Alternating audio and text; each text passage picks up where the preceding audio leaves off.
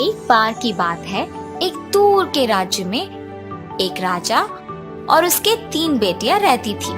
वो तीनों अच्छे और सुंदर लड़कियां होने के नाते, लेकिन एक दिन उन्होंने यह परीक्षा करने की फैसला किया कि वे तीनों उनसे कितना प्यार करते थे। राजा ने अपने बेटियों को उसके चारों ओर इकट्ठा किया और उन सब से एक ही सवाल पूछा, मेरे लड़कियां, मैं आप सभी से एक प्रश्न पूछता हूँ, क्या आप सभी मुझे सच जवाब देने का वादा करते हैं? ये क्या है पापा, हम वादा करते हैं। आप सब मुझसे कितना प्यार करते हैं? ओह पिता, मैं आपसे उतना ही प्यार करती हूँ जितना कि दुनिया में सभी हीरो और मानिक। यह एक उत्कृष्ट उत्तर है मेरी लड़की। प्रिय पिता, मैं आपसे उतना ही प्यार करती हूँ जितना कि दुनिया में सभी सोना और चांदी। अद्भुत बेटा।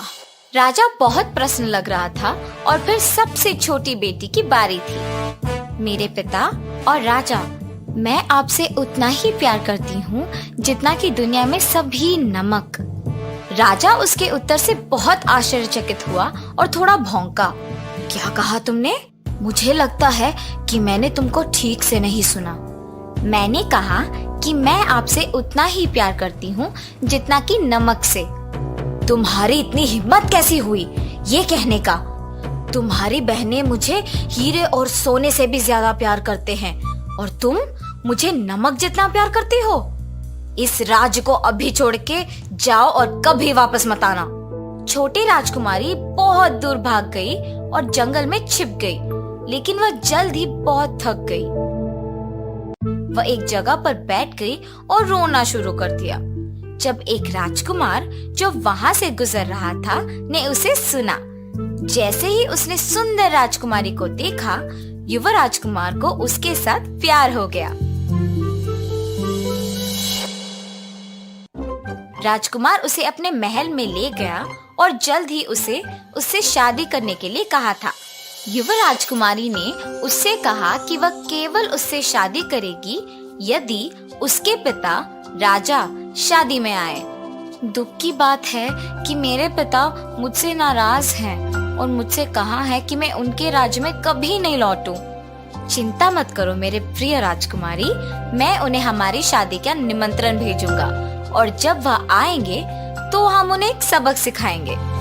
राजकुमार ने तुरंत राजा को शादी का निमंत्रण भेजा, लेकिन चतुर राजकुमार ने यह नहीं लिखा कि वह राजा की सबसे छोटी बेटी से शादी कर रहा था।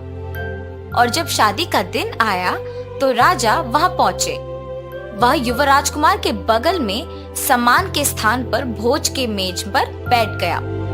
फिर उन्हें एक भोजन परोसा गया जो बिल्कुल स्वादिष्ट लग रहा था, लेकिन जब राजा उसे चखने आए तो वह फफक कर रो पड़ा। इस भोजन में नमक नहीं है, मैं इसे नहीं खा सकता।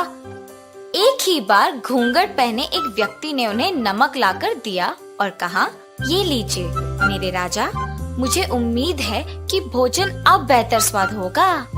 राजा ने तुरंत उसकी आवाज पहचान ली और राजा ने अपनी सबसे छोटी बेटी को देखा।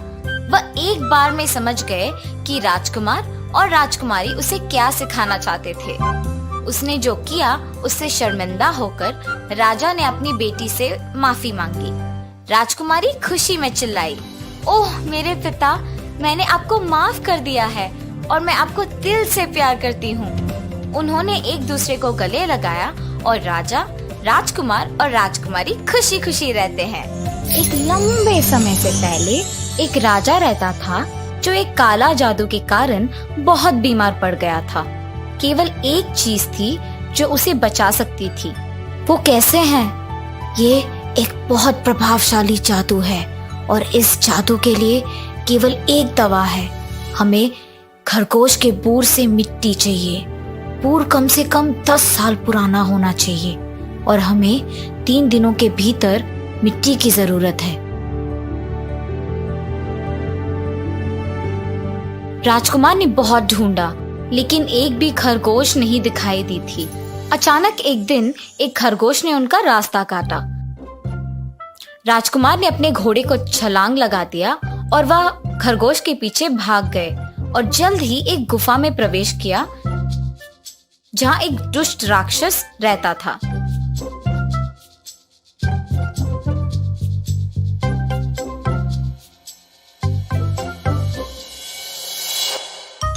उस राक्षस ने राजकुमार को एक बक्से में रखा और वहां 2 दिन और 2 रातों तक रुका। दूसरी रात को बक्सा अचानक खुल गया और राजकुमार को बहुत देर बाद रोशनी दिखने पर अजीब लगा। बाहर आने पर उसने एक युवती को देखा। उससे देखकर राजकुमार को लगा कि उससे ज्यादा चमकती हुई खूबसूरत कन्या उसने कभी नहीं देखा है। मैं वही खरगोश हूँ जिसका आपने उस दिन पीछा किया था।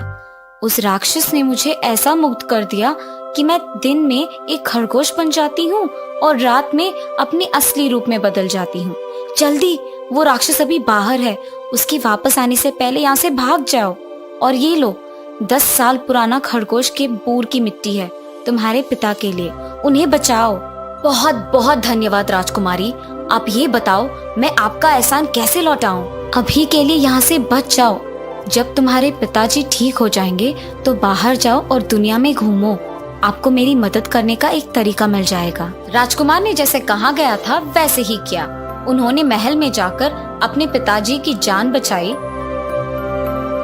और फिर दुनिया की सैर की, लेकिन एक साधारण युवा के रूप में, बल्कि एक राजकुमार की तरह नहीं। अपने कारनामों के दौरान उनकी मुलाकात एक मछुआरे से हुई जिसने उन्हें मछली पकड़ने के व्यापार को सिखाने के लिए नौकरी की पेशकश की। राजकुमार को काम करने के बाद मछुआरे ने प्रसन्न होकर उसे एक जादुई जाल भेंट किया जो किसी भी मछली को पकड़ने के लिए पर्याप्त मजबूत था। और इसलिए राजकुमार तब तक आगे बढ़ा जब तक वो एक नई राज्य में नहीं पहुंच गया। वहाँ की महल रात में 1000 चमकदार रोशनी से चमकता रहा। उसने एक राहगीर से इसके बारे में पूछा। महल को हर रात इस तरह सजाया जाता है। राजा एक गर्वित पिता के रूप में हमारी राजकुमारी की सुंदरता का जश्न मनाते हैं और राजा तब सभी को चुनौती देता है कि वह उसे एक ऐसी महिला के बारे में बताए जो अपनी बेटी से ज्यादा चमकती है। हमारी राजकुमारी की तुलना में अधिक खूबसूरत युवती के खबर के साथ कोई भी कभी नहीं आया। लेकिन सुंदरता पर इतना जोर क्यों? ये सिर्फ एक पिता का गौरव है। हमारी राजकुमारी सभी प्रकार के खेल और कलाओं से अच्छी तरह परिचित है, लेकिन वह चुपके से चाहती है कि कोई ऐसी महिला मिले जो उससे ज्यादा चमकती हो, ताकि उसके पिता इन सभी समारोहों को समाप्त कर देंगे। उसे ये सब बहुत शर्मानक लगता है। शायद मैं इसके साथ मदद कर सकता हूँ। तो राजकुमार राजा के दरबार में गया और उसे बताया कि उसे एक राजकुमारी के बारे में पता है जो सूरज से भी तेज चमकती है। बहुत अच्छा, मैं तुम्हें 1 सप्ताह दूंगा। उसे अदालत में आने दो, लेकिन अगर आप ऐसा करने में असफल रहे तो आपको दंडित किया जाएगा।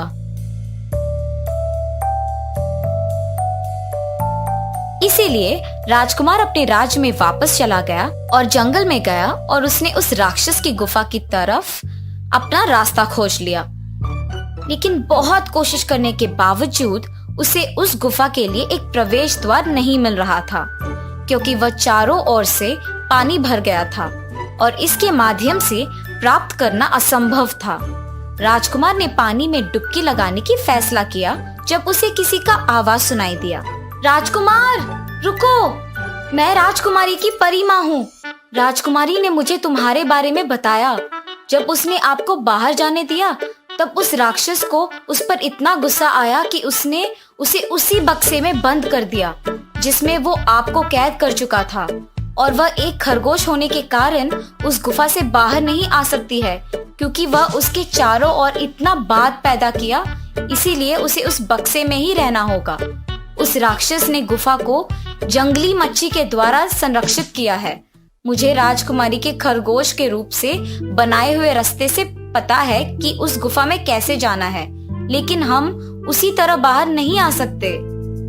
चिंता मत करो, बस गुफा के अंदर जाओ और राजकुमारी की तरह उस बक्से में घुस जाओ। बक्सा लकड़ी का है, इसलिए ये तैरता रहेगा। मैं एक मजबूत तैरक हूँ, इसीलिए मैं आपको बाहर निकलने में सक्षम हूँ। साथ ही मेरे पास मछली पकड़ने के लिए एक जादुई जाल है। कुछ समय के भीतर राजकुमार ने राजकुमारी को बचा लिया था और वह खुश थी। ओह राजकुमार, तुमने मुझे बचा लिया, धन्यवाद। राजकुमारी, एक एहसान है जो मुझे आपसे पूछना है। राजकुमार ने तब राजकुमारी और उसके परी माँ को राजा और उसके बेटे के बारे में सब बताया। मैं राजकुमार को समझती हूँ और निश्चित रूप से मैं आपका साथ दूंगी। ये अच्छा है कि राजा रात में उत्सव मनाता है। मैं उस समय अपने मानव रूप में बदल जाऊंगी। परंतु इस राक्षस के आप पर किए जादू हमेशा के लिए कैसे टूट सकता है? अगर मैं सोने के धुंध के बीच में से चलूं तो ये टूट सकता है। इसीलिए उन्होंने राज्य की यात्रा की और जब वे महल पहुंचे तो राजकुमार ने खरगोश रूप में रही राजकुमारी को बक्से में जाने के लिए कहा। फिर वो बक्सा को राजा के पास लेके गया। महाराज, चमकती हुई राजकुमारी इस बक्से में है। क्या आपके कोषाध्यक्ष मुझे कुछ सोने के धूल दे सकते हैं? धूल को पाइपों में डाला जाना चाहिए ताकि वो एक सुनहरे धुंध की तरह ऊपर उठ जाए। गार्ड ने वैसा ही किया जैसा कि राजकुमार ने कहा था और जब धुंध काफी मोटी थी तो परिमा ने बक्से को खोल दिया और राजकुमारी बक्से से बाहर आ गई और उसका अभिशाप आखिरकार टूट गया। पूरा दरबार उसकी आप पर सुंदरता से मंत्रमुग्ध होकर बैठ गया। राजकुमारी अब वास्तव में दुनिया के सबसे चमकती महिला है। देखिए पिताजी, अब कृपया मेरी सुंदरता के बारे में सबको बताना बंद करें। मुझे शर्मिंदा करने की इस दैनिक उत्सव को छोड़ दें। मैं केवल सुंदरता से बहुत अधिक के लिए खड़ा होती हूँ। मुझे बहुत अच्छा लगा मेरे प्रिय मछुआरे, या मैं कहूँ राजकुमार, आपने अच्छा किया। महाराजा ने राजकुमारी के लिए राजकुमार के राज्य में वापस जाने की व्यवस्था की, जहाँ से वे शादीशुदा थे और बाद में खुशी से रहते थे। और राजा ने सीखा कि सुंदरता ही